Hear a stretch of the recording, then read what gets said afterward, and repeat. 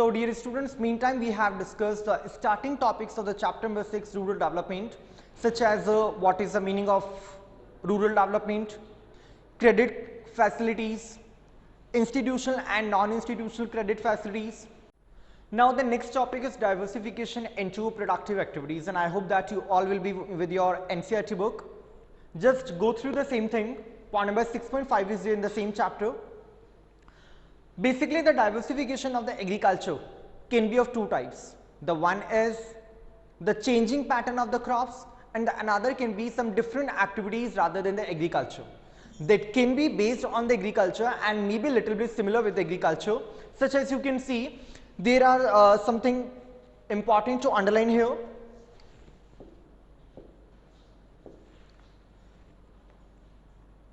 Some other activities are like livestock, poultry, fisheries, etc. Mark these lines बेटा. Agriculture के अलावा कौन कौन सी ऐसी एक्टिविटीज है जो कि रूरल डेवलपमेंट में लाइवलीहुड को गेन करने के लिए हेल्पफुल हो सकती है. So these are here. ये बेसिकली कुछ ऐसी एक्टिविटीज है जो कि नॉन एग्रीकल्चर सेक्टर से बिलोंग करती हैं. And nowadays this is the simple pattern with the farmers and all जो भी रूरल एरिया में सर्वाइव कर रहे हैं अपनी लाइवलीहुड्स को गेन करने के लिए. वो कैटल्स को, लाइव स्टॉक अपने साथ में रख रहे हैं सो दैट वहां से उनका एक रेगुलर इनकम जनरेशन होता रहे. बेसिकली वी नो कि जो भी फार्मर्स है बेटा, अगर वो सिर्फ एग्रीकल्चर वर्क पे फोकस करते हैं, so by doing the same thing उन्हें वहां से कोई रेगुलर इनकम गेन नहीं होती है. Because you know the duration of any of the crop is basically near by और 6 मंथ्स. तो 6 मंथ्स तक सिर्फ उनके एक्सपेंडिचर्स ही अकर होते हैं. इस बीच उन्हें कहीं से कोई इनकम रिसीव नहीं होती है. मतलब अगर वो चाहे अपने छोटे मोटे एक्सपेंडिचर्स को बेयर करना, तो उन्हें फिर से क्या करना होगा? They will have to borrow the money from different sources of the credit, जो कि हम डिस्कस कर चुके हैं, may be institutional and non institutional. ये प्रॉब्लम बेटा उनके साथ अराइज होती है. फाइन. तो जब वो इतना ज्यादा लोन लेते रहेंगे, इतनी ज्यादा बोरिंग्स कलेक्ट कर लेंगे, इनकेस अगर वो अमाउंट को रीपे नहीं कर पाते, तो again the problem, they will be slave of the money lenders and all. ये प्रॉब्लम एक और अराइज हो जाती है. तो क्यों ना वो साइड बाय साइड कुछ ऐसा वर्क भी स्टार्ट कर दे जिससे कि उनको एक रेगुलर इनकम जनरेशन मिलता रहे, जहां से कि उन्हें एटलीस्ट इतना तो इनकम सोर्स गेन हो सके, सो दैट तो अपने डे बाय डे जो भी कुछ बेसिक नेसेसिटीज को फुलफिल करना चाहते हैं उन्हें इजी गोइंग कर सके. सो यहाँ पे एक अच्छा तरीका है लाइव स्टॉक का, वो लाइव स्टॉक को रख सकते हैं. और इवन ये चीज एक तरह से बेनिफिशियल है. दैट इज हाउ कि एग्रीकल्चर से जो वेस्ट होगा वो यूजफुल होगा for the animal and cattles. Animal से जो वेस्ट होगा that will be used as the manures and all for the agriculture. तो यहां वर्क वाइज वर्सा हो गया, कुछ ज्यादा एडिशनल एक्सपेंडिचर नहीं हुआ और वेस्ट मटेरियल जो भी था वो काम में आ जाएगा. Another thing is that kettles को पालने से फायदा क्या है बेटा? वो अपना मिल्क प्रोडक्शन करके या फिर रिलेटेड प्रोडक्ट्स को मार्केट में सेल कर सकते हैं. और इसी चीज को बेटा हम आगे भी डिस्कस करेंगे under the heading operation flood, जहां पे कि मिल्क का प्रोडक्शन बेसिकली गुजरात से स्टार्ट किया गया और मिल्क का इतना ज्यादा प्रोडक्शन स्टार्ट हुआ सो दैट उसके लिए डिफरेंट मार्केट्स को स्टेबल करना पड़ा. एंड नो डाउट इंडिया इस चीज के लिए भी बहुत ज्यादा सक्सेसफुल है. एनिमल हस्बेंड्रीज नो डाउट इंडिया में बहुत ज्यादा है, और अब तो आर्टिफिशियल बेसिस पे क्रॉस करवा के भी बेटा काफी अच्छी क्वालिटी के एनिमल्स को जनरेट किया जा रहा है, और उसके बेसिस पे जो मिल्क प्रोडक्शन की क्वांटिटी पहले से इंक्रीज होती जा रही है. So now let's proceed towards the another topic.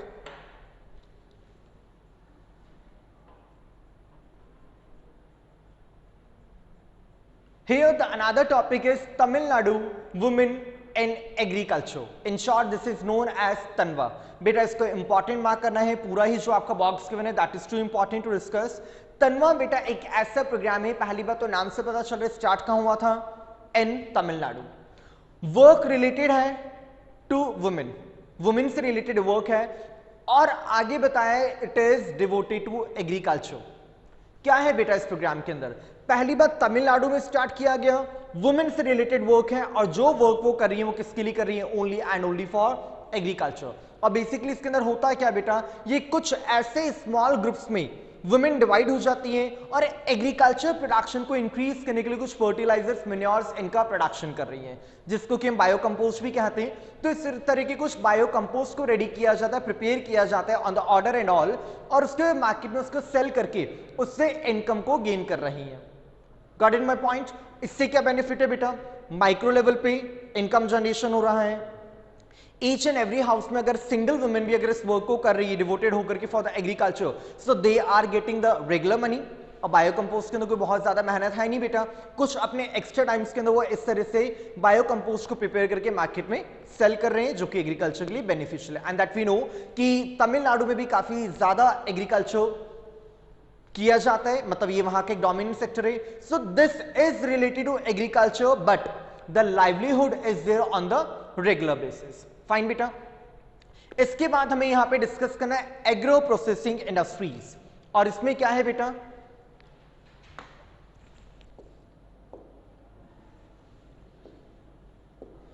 Make underline है बेटा, एग्रो प्रोसेसिंग इंडस्ट्रीज कुछ इस तरह की इंडस्ट्रीज हैं ये जहां पे कि एग्रीकल्चर से रिलेटेड या फिर एग्रीकल्चर प्रोडक्ट की प्रोसेसिंग की जाती है।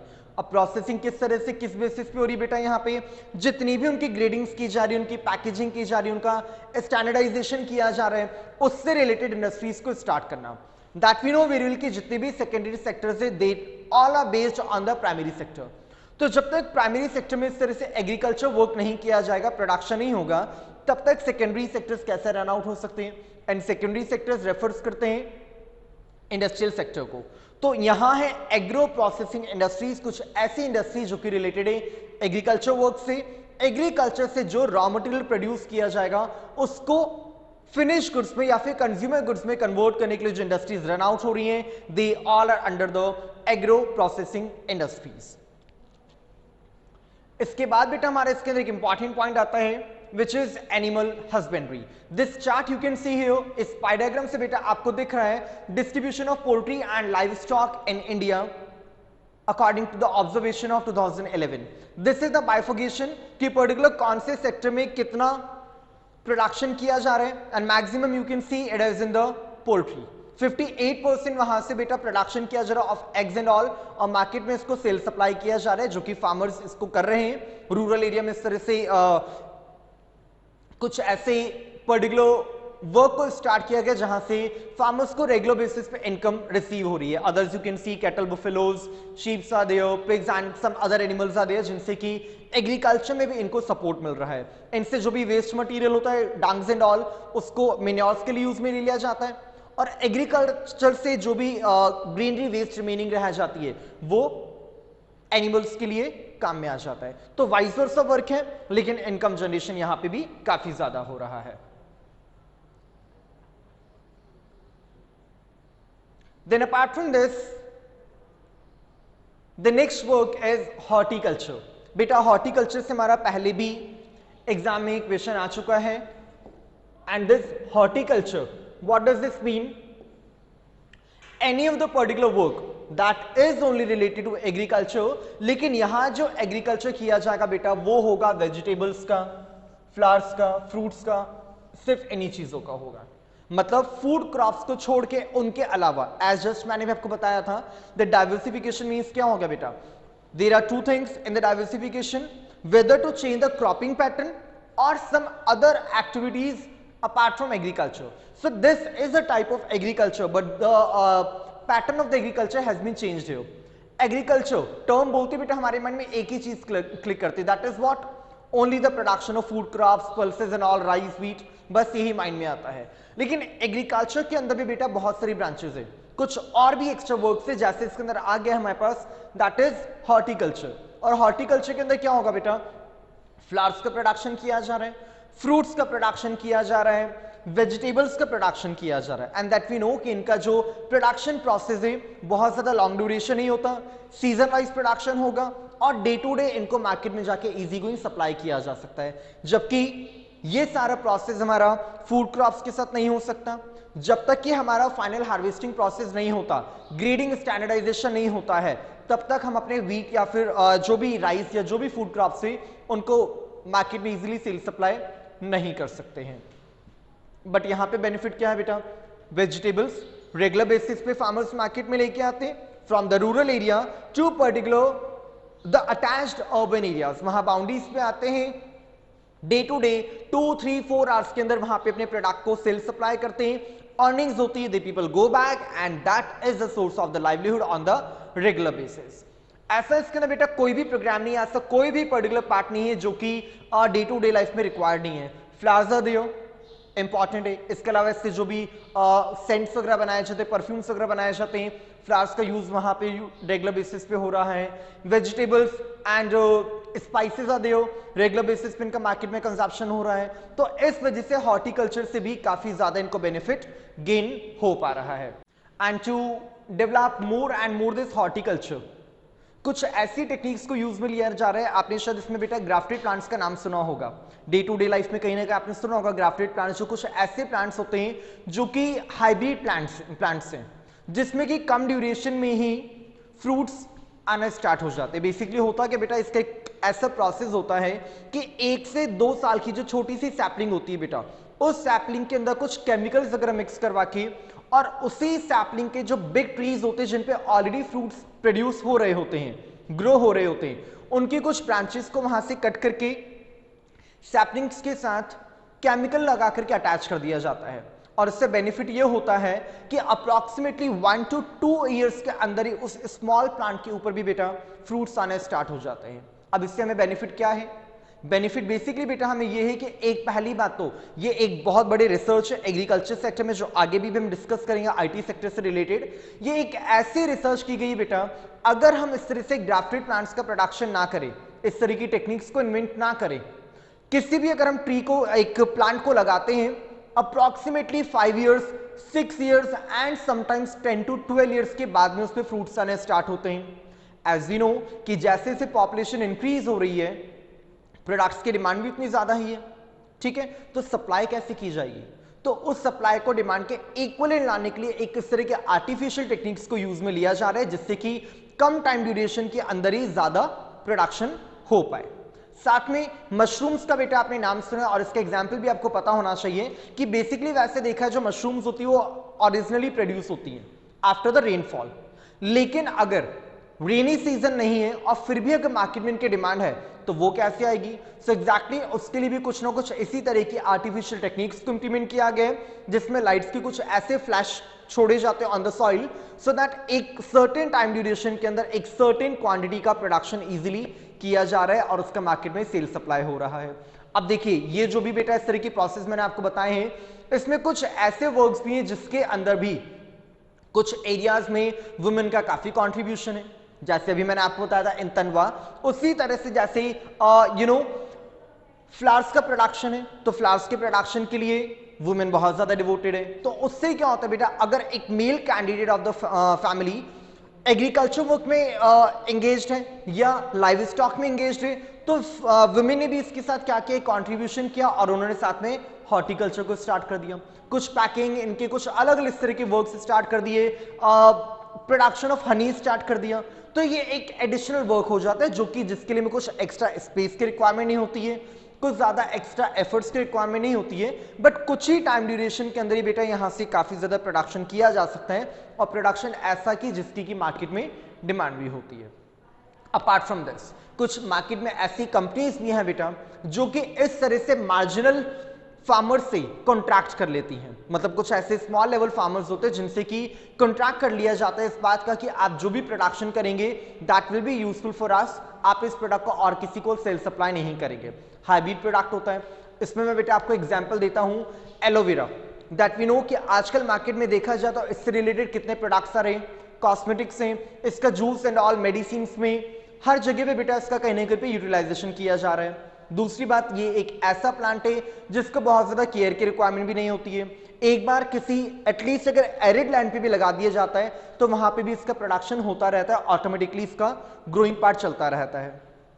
अब बहुत सारी ऐसी कंपनीज है जो कि एलोवेरा से रिलेटेड जो प्रोडक्ट्स का प्रोडक्शन कर रही हैं, that can be for the cosmetics and all, तो वो क्या करेंगे, इस तरह के फार्मर से इस चीज का एक कॉन्ट्रैक्ट कर लेते हैं कि आपको इतने ड्यूरेशन में हमें एलोवेरा का इतना प्रोडक्शन करके सेल करना ही होगा, कोई एफर्ट्स नहीं है, बस एक बार प्लांट्स लगाने हैं, कभी कभी इसके अंदर ड्यूरेशन वाइज उसका एक ऑब्जर्वेशन कर लिया जाता है और जब उनके डिमांड होती है तो उतना एलोवेरा कट करके उनको प्रोवाइड करवा दिया जाता है। बेनिफिट क्या है, रेगुलर बेसिस पे क्रॉपिंग हो रही है, सप्लाई किया जा रहा है, उसको इनकम जनरेट हो रही है वहां से, और साथ में जितनी भी इस तरह की कंपनीज है, ब्रांड्स है, उनका भी काम होता जा रहा है। तो इस तरह से एक ये सेज को भी इंक्रीज कर रहा है। And this says stands for special economic zone. क्या होता है बेटा special economic zone? Particular land का या किसी भी एरिया को इस तरह से डिवाइड कर देना कि वहां जितनी भी क्रॉपिंग्स की जाएगी, चाहे वो हॉर्टिकल्चर या फिर एग्रीकल्चर से रिलेटेड हो, that will be used only and only in the commercialisation of the crops. उनका कोई सेल्फ कंजप्शन नहीं होगा, उसमें उनका कोई अपना बेनिफिट नहीं होगा, उनको सिर्फ किस चीज से मतलब होगा? Only and only for the generation of profit. मतलब जो भी क्रॉप्स वहां से जनरेट होंगी उनका बेसिकली जिनसे भी कॉन्ट्रैक्ट है उनको वो प्रोडक्ट सप्लाई कर दिया जाएगा और वहां से उनको इनकम रिसीव हो जाएगी। इसमें कभी कभी बेटा ऐसे भी होता है कि जो कंपनीज इस तरह के कॉन्ट्रैक्ट करती हैं फार्मर्स को कुछ अपनी सीक्रेट टेक्निक्स बता देती हैं कि बेसिकली हमारा जो प्रोडक्ट होगा वो कुछ इस क्वालिटी का होगा, तो आप इस तरह की टेक्निक्स को यूज में लो ताकि हमारा प्रोडक्ट का एक आइडेंटिफिकेशन डिफरेंट हो सके। उसमें हो सकता है कुछ मशीनरीज का यूज बता सकते हैं। सीड्स, हम अगर सीड्स की बात करें तो हाइब्रिड सीड्स बता सकते हैं कि ड्यूरेशन कम लगे, प्रोडक्शन ज्यादा हो, क्वालिटी भी डिफरेंट हो, क्योंकि इनका कुछ अपना कॉपीराइट एंड पेटेंट होता है मार्केट में, तो वो चीज उनके कंटिन्यूएशन में रह सके, उनके प्रोडक्ट की क्वालिटी इंक्रीज रहे, एक अच्छी क्वालिटी के साथ अपने प्रोडक्ट को मार्केट में सेल एंड सप्लाई कर सकते हैं। तो इस तरह से बेटा हमने देखा यहाँ पे हॉर्टिकल्चर कितना ज्यादा डिवोटेड है, नो डाउट प्रेजेंट एरा में इससे प्रोडक्शन भी काफी किया जा रहा है। साथ में इसके अंदर एक चीज बेटा मैं और ऐड करूंगा, that is what? Cold storage product. आजकल इसका भी बेटा बहुत ज्यादा एक रिदम में आ रही है चीज भी कि मार्केट में जो प्रोडक्ट बेसिकली सीजन वाइज आया करता था आजकल नॉन सीजन में भी आ रहा है। यू मे हैव सीन बहुत से ऐसे वेजिटेबल्स हैं, कुछ ऐसे फ्रूट्स हैं जिनका सीजन जाने के बाद भी मार्केट में अवेलेबल रहते हैं। तो वो सब क्या है बेटा? एक तरीके की पहली बात तो आर्टिफिशियल क्रॉपिंग है, जहां पे कि एक वैसा पर्टिकुलर क्लाइमेट जनरेट किया जाता है ताकि वो प्रोडक्ट प्रोड्यूस होने लगे आर्टिफिशियल बेसिस पे। साथ में कोल्ड स्टोरेज, जो प्रोडक्शन हो रहा है बल्क में होता है, एट द सेम टाइम अगर उसका इतना ज्यादा कंजप्शन नहीं हो रहा है तो कुछ ऐसे कोल्ड स्टोरेज एरिया बनाए जाते हैं जहां पे कि प्रोडक्ट को स्टोर कर दिया जाता है, और जब सीजन नहीं होता उस चीज का तब उसको ज्यादा हायर प्राइसेस से मार्केट में सप्लाई किया जाता है and people basically enjoy with the same product, उनको परचेज करते हैं और इजीली उनका कंजप्शन हो रहा है। क्यों? क्योंकि नॉन सीजन में वो चीज मार्केट में इजीली सेल सप्लाई हो पा रही। दैट इज ओके कि इसकी क्वालिटी में तो बेटा थोड़ा सा डिक्रीमेंट हो जाता है, क्वालिटी डिमिनिश हो जाती है, लेकिन फिर भी अगर नॉन सीजन में इस तरह के प्रोडक्ट्स मिल रहे हैं तो ये भी एक बहुत बड़ी बात है, और वो सब किसके अंदर आता है बेटा? हॉर्टिकल्चर का ही एक पार्ट होता है। आई होप बेटा ये चीज आपको क्लियर हो गई होगी। नेक्स्ट इसके बाद जो हमारा एक और लाइवलीहुड का सोर्स है and that is too important, वो है आईटी सेक्टर। आईटी सेक्टर, आपको लग रहा होगा कि आईटी सेक्टर का एग्रीकल्चर में क्या काम है बेटा? पहली बात तो बेटा आप इसको इंपॉर्टेंट मार्क करेंगे,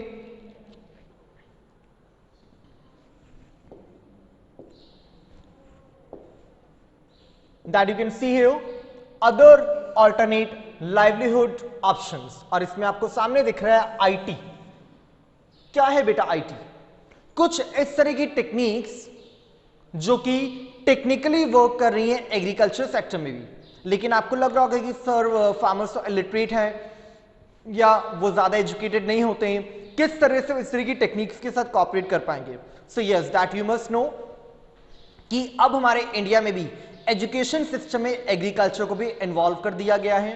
एक पर्टिकुलर स्ट्रीम जनरेट किया, एग्रीकल्चर स्ट्रीम, साथ में इससे रिलेटेड कुछ यूनिवर्सिटीज को भी स्टार्ट किया है जहां पे कि एजुकेटेड स्टूडेंट्स एजुकेशन गेन करने के बाद में एग्रीकल्चर पे एक बहुत अच्छे रिसर्च कर रहे हैं और रिसर्च करके उसको प्रैक्टिकली इंप्लीमेंट भी कर रहे हैं, जिससे कि प्रोडक्शन इंक्रीज हो रहा है, प्रोडक्टिविटी इंक्रीज हो रही है, सॉइल की फर्टिलिटी को इंक्रीज किया जा रहा है। या दैट इज ओके कि somewhat it is artificial basis पे किया जा रहा है, जैसे भी मैंने आपको ग्राफ्टेड प्लांट्स का भी एग्जांपल दिया है, but it is successful. Income generation है, ऑक्यूपेशन गेन हो रहा है, तो इसी चीज के लिए गवर्नमेंट भी काफी कंट्रीब्यूशन कर रही है।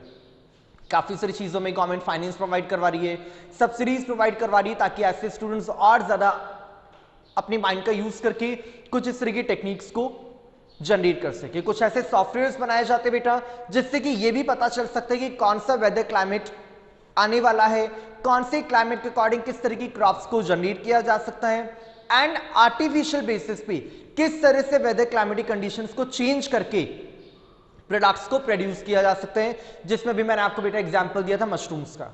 तो जैसे सिर्फ से आर्टिफिशियल बेसिस से उसको प्रोड्यूस किया जा रहा है, और भी एन एम्पल ऑफ एग्जांपल्स है जहां पे किस तरह से प्रोडक्ट्स का प्रोडक्शन हो रहा है और मार्केट्स में उनको सप्लाई किया जा रहा है।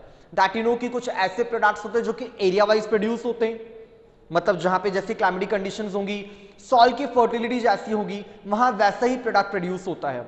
But what about the other areas, अगर वो प्रोडक्ट पेरिशेबल है, पेरिशेबल समझते हैं आप क्या होता है, कुछ ऐसे प्रोडक्ट जिनका की लाइफ ड्यूरेशन ज्यादा नहीं होता है, बहुत ज्यादा टाइम तक तो उनको हम यूज में नहीं ले सकते, साथ में एक एरिया से दूसरे एरिया तक हम उनको सप्लाई नहीं करवा पाते हैं। तो ऐसे एरिया जहां पे कि उनकी अवेलेबिलिटी नहीं है, क्या करें, क्या उनको इस तरह के गुड्स का कंजप्शन नहीं हो पाएगा? तो ऐसे में आर्टिफिशियल बेसिस पे क्लाइमेट को चेंज करना, उससे रिलेटेड कुछ सॉफ्टवेयर्स को जनरेट करना, सॉइल की फर्टिलिटी को एनहेंस करना, एरिड लैंड को भी वर्जिन लैंड में कन्वर्ट करना और फिर उस पर क्रॉपिंग स्टार्ट करना, इससे रिलेटेड जितने भी सॉफ्टवेयर, टूल्स, प्लांट्स, मशीनरीज या टेक्निक्स का इन्वेंशन हो रहा है, वो सारा किसमें हो रहा है बेटा? आईटी सेक्टर के बेसिस पे हो रहा है, जिसमें कि मैंने आपको बताया यूनिवर्सिटीज का बहुत अच्छा कंट्रीब्यूशन है, स्टूडेंट्स इसके अंदर पार्टिसिपेशन कर रहे हैं। साथ में इरिगेशन फैसिलिटीज को कैसे जनरेट किया जाए, कैसे कम इरिगेशन फैसिलिटी में भी हम ज्यादा या बल्क प्रोडक्शन को इंक्रीज कर सकते हैं। तो ये सारी चीजें बेटा इस आईटी सेक्टर के अंदर आ रही है एंड नो डाउट बहुत ज्यादा सक्सेसफुल भी है। ठीक है, नेक्स्ट इसके बाद बेटा आपको जो टॉपिक आता है sustainable development and organic farming. So here I request you all कि बेटा आप इस पॉइंट को अंडरलाइन कर लीजिएगा, आई मीन आप इसको मार्क कर लीजिए कि ये जो आपका ऑर्गेनिक फार्मिंग वाला पार्ट है ये आपके सिलेबस से डिलीट हो चुका है। ठीक है, आपने रिसेंटली देखा है, सिलेबस में ऑलरेडी आपको पहले भी डिस्प्ले कर चुका हूं। तो जो ऑर्गेनिक फार्मिंग है बेटा, इसको आपके सिलेबस से रिमूव कर दिया गया है ड्यू टू दिस कोविड-19, और इसको आपको डिस्कस नहीं करना होगा, आप इस टॉपिक को यहीं पे लेफ्ट कर सकते हैं।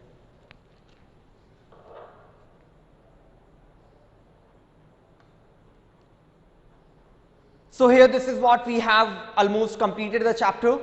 Finally this we have the conclusion 6.7 that you can see in your book. और बेटा इसमें जस्ट हमें ये बताया गया है कि नो डाउट हमने जिस लिमिट्स तक अपने रूरल एरिया का डेवलपमेंट किया, चाहे वो हेल्थ सेक्टर हो, चाहे वो वहाँ का ऑक्यूपेशन सेक्टर, बेसिकली हमने ज़्यादा फोकस ऑक्यूपेशन सेक्टर पे किया बेटा, उस वजह से वहाँ का डेवलपमेंट काफ़ी ज़्यादा हो रहा है। कुछ ऐसे रिमोट एरिया जिनका अपना पहले कोई रिकग्नाइजेशन नहीं था, उनको रिकग्नाइजेशन मिला है। ठीक है, नेम एंड फेम जनरेट हो रहे हैं, फार्मर्स के एफर्ट्स इंक्रीज हो रहे हैं, साथ में इस तरह के कुछ वर्कशॉप्स, ट्रेनिंग्स, सेमिनार्स अरेंज किए जाते हैं जहां पे कि फार्मर्स को न्यू टेक्निक से रिलेटेड इंफॉर्मेशन प्रोवाइड करवाई जाती है और इजी को इससे ट्यून्ड हो पाते हैं। उसके बेसिस पे हमें क्या बेनिफिट हो रहा है बेटा? प्रोडक्शन इंक्रीज हो रहा है, और इतना ज्यादा प्रोडक्शन इंक्रीज हो रहा है कि वो हमारे लिए एक्सपोर्ट एंड इंपोर्ट में भी बेनिफिशियल है, जिससे कि we can say in simple language कि फॉरेन ट्रेड भी हमारा इंक्रीज हो पा रहा है। और फॉरेन ट्रेड के क्या क्या बेनिफिट्स हैं, चैप्टर 1, 2, 3 में आपको मैं ऑलरेडी बता चुका हूं इस बारे में कि हम जो प्रोडक्ट अगर हमारी कंट्री के टेरिटरीज के अंदर सेल करते हैं उसकी हमें इतनी ज्यादा प्राइस रिसीव नहीं हो पाती जितनी कि हमें उसकी प्राइस प्रोडक्ट को outside of the territory sell करने पे रिसीव होती है। दैट मींस वी कैन से कि प्रोडक्ट को जब हम इंटरनेशनल मार्केट में सेल करते हैं तो हमें उसके बेनिफिट्स काफी ज्यादा होते हैं। इसमें एक चीज बेटा मैं आपको यहाँ पे एडिशनल इंफॉर्मेशन पे ऐड करने के लिए मैंने आपसे कहा था, that was what? Operational flood. और ऑपरेशन फ्लड क्या है बेटा? गुजरात में इस प्रोग्राम को स्टार्ट किया गया था। This programme is devoted to dairy products और you can see related to the production of milk. Milk के प्रोडक्शन को कैसे इंक्रीज एनहांस किया जाए, तो उसके लिए भी कुछ मार्केट्स को स्टार्ट किया गया। हो सकता है आपने भी अपने घरों के आसपास कुछ ऐसा मार्केट देखा होगा जहां पे कि अर्ली मॉर्निंग बहुत सारे लोग आते हैं, फार्मर्स अलग अलग एरिया से कुछ लोग आते हैं, जो भी उनके यहाँ पे मिल्क प्रोडक्शन हो रहा है एक सर्टेन एरिया डिसाइड कर दिया जाता है, वहां पे उस मिल्क को लाया जाता है और फिर जो वहां के जो होलसेलर्स हैं उसको परचेज करके ले जाते हैं। और the alternate way can be कि जितने भी आपके घरों के आसपास लार्ज स्केल डेयरी वर्कर्स हैं वो क्या करते हैं, मॉर्निंग एंड इवनिंग में यहां से अपने कंटेनर्स भेजते हैं इन द रूरल एरिया। वहां पे आसपास उन्होंने जिनसे भी कॉन्ट्रैक्ट हुए विद द डिफरेंट फार्मर्स, वो अपनी मिल्क प्रोडक्शन को वहां लेके आते हैं और उनको सेल कर देते हैं, बदले में उनको वहां से इनकम जनरेट हो जाती है। और इस बेसिस पे भी ये जो मिल्क प्रोडक्शन है डेयरी प्रोडक्ट से ये अपनी हाइट्स को रीच कर रहे हैं। और बहुत ज़्यादा इसका प्रोडक्शन हो रहा है। और यू कैन सी दैट कि कंट्री में जितने भी एनिमल हस्बेंड्रीज को लोगों ने रखना स्टार्ट किया, इनकी मेंटेनेंस स्टार्ट की है, उसका रीज़न भी ये है कि मिल्क प्रोडक्शन के बेसिस पे उनको एक अपना लाइवलीहुड गेन हो पा रहा है। So that is what we have completed chapter number 6 here. Hope so all the points are clear to you all. So now see you all in the next video. Till that time, take care. Bye bye everyone.